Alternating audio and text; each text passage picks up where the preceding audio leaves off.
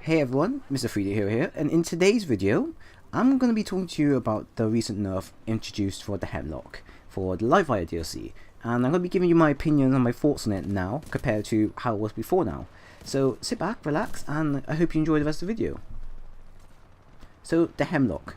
Hemlock is a assault rifle, or a free burst assault rifle, that was considered a plague on the console. With its strong ADS and its strong aim assist, and its ability to one-shot you, either through just one shot to the body, it was considered a cancer to most players. And players kind of got to the point of where they were going on to forums, complaining about how powerful it is, complaining how too OP, complaining how it has no downsides to it. And so, because of these outcries by the community members, Respawn came along and pretty much nerfed the weapon.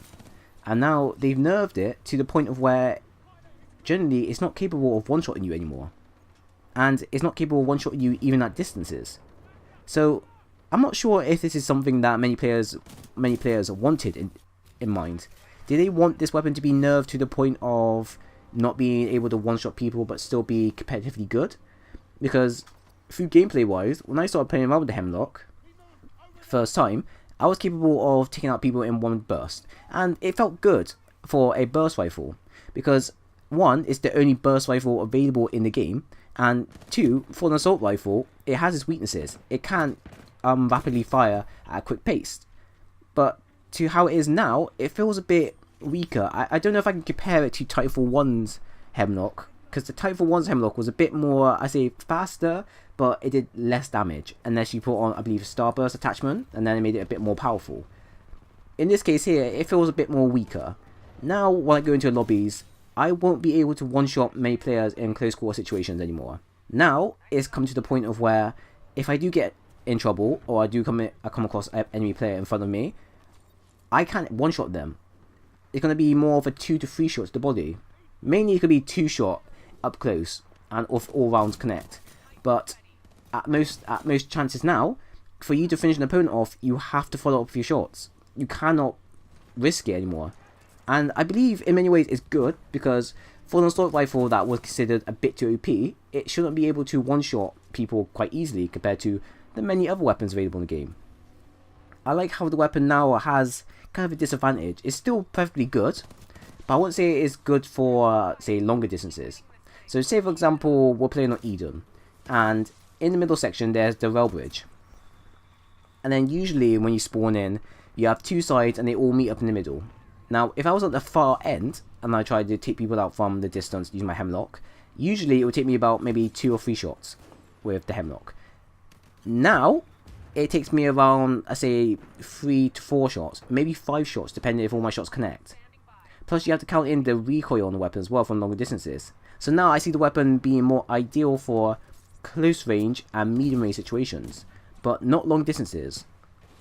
And to also top it off, it has a damage decrease when it's amped. So even if I have it amped, it still doesn't mean I'm going to have a guaranteed chance of one-shotting somebody.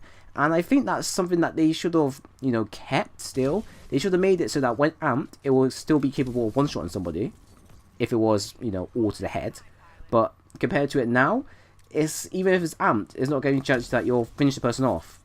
At most times, when I use the weapon against somebody that has full health, they will have about, say, 75% of their health taken away.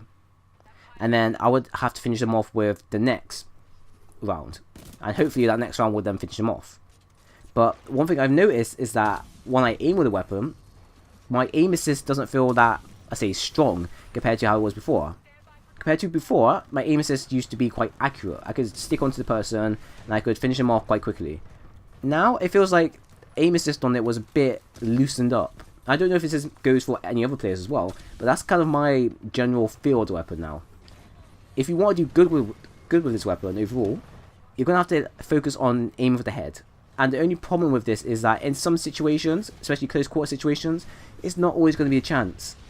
If somebody has the alternator amped, or the car, or the R201, or even the Spitfire, anything like that up close to you in a situation, if you don't land the first shot onto the head and fire as quickly as possible, you're going to be dead, because the weapon has pauses in between its bursts.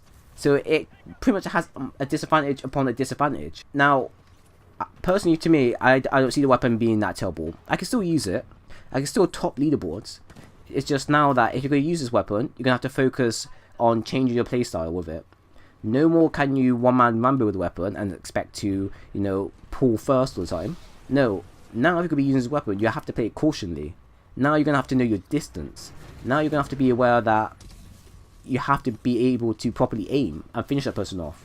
Because most times, if you're aiming at someone from long distances, it's not going to be a guaranteed chance that you're going to finish them off in, say, 2 or 3 bursts. No, now it's going to be a guaranteed chance that you could get them down to maybe 10% health, but then if you don't aim your shot quickly enough, they'll be able to escape, and their teammates on the other side will be able to spot where you're shooting and overall get you. And this basically put you in a tough situation where you can't fight back. So I feel personally the Hemlock got nerfed a bit too much.